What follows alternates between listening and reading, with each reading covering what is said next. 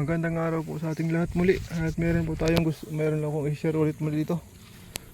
Ito mga lumang puno na medyo twisted yung mga sanga. Old tree na po yan. So yung mga bata rito matagal na itong nakikita. Lumaki na yung mga bata, mga 30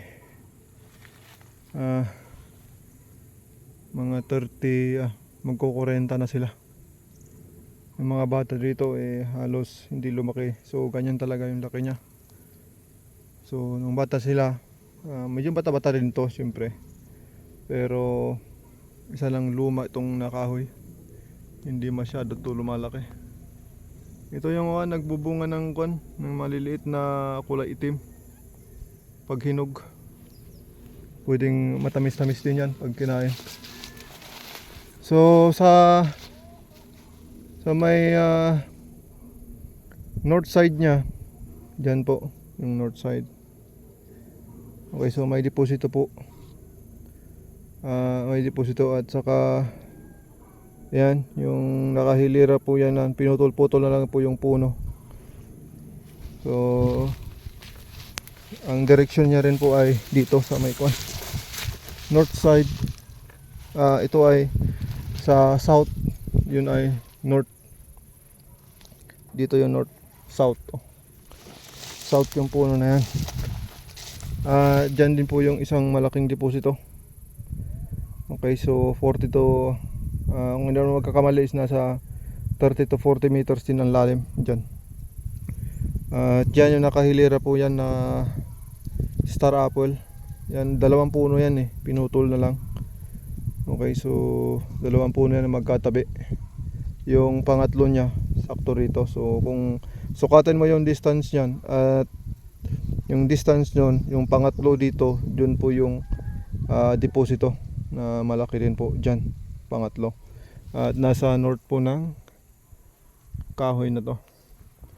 At saka na-detect po natin. So and then ang tunnel po nya mula dyan ay sinundan niya po yung pangpang na yan papunta doon sa baba. At pupunta rin po doon sa creek yung tunnel nya, yung sa baba, yung karugtong po ng tunnel ay yung creek doon sa taas. Okay, so papunta rin po doon sa baba yung entrance nya.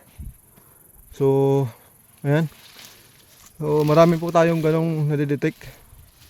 Napansin po natin malapit din po sa mga old na puno. Okay, so hindi na to magkakalabon ito. Ito ay halos hanggang doon. Nasa 10 meters ata. Mga ganun or 5 meters. 5 meters lang ata hanggang doon. 5 meters pala yan. 5 meters lang. Tapos papunta rin doon. Yan. So yan yung tunnel din po niya. Sinundan niya yung pangpang na yan. Hanggang papunta sa baba. Punta tayo sa baba. So ito yung mga na-detect po natin. Ilang beses na tayong nag-detect. At marami nang tayong ganun, na-detect na tunnel. Kaso lang hindi naman natin kayang i-operate ito mga yan. Wala tayong kakayanan. Okay.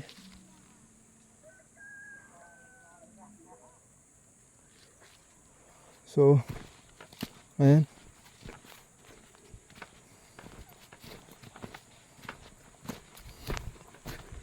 Mayroon din dito. May mga nadatig din puro tayong sa baba na papunta rito. Papunta rito. Galing din po dun sa baba, sa creek.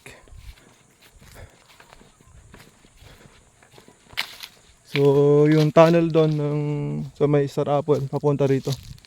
Dito dadaan niya. Papunta doon. Papunta doon. Diretso doon hanggang sa papunta ng creek. At meron mga deposito rin dito. Malapit dito sa puno na to. Okay, pero nakatunnel din lahat tong mga to. Paikot. Yan, mula doon. Meron doon paikot. Isa, dalawa, tatlo, apat, saka 5. Maka-anim yun nandun. Paikot talaga. Kaya minsan imposible naman na nagkataon sa shift ng lupa. Kung pansin nyo po. Ayan. Letter C din po na bundok to. Kaso lang tinapyasan at ginawang palayan. Ginawang kwan. Ayan, sakahan. So, yan nating may share lang po. Maraming salamat po sa pag-subaybay sa atin channel. God bless.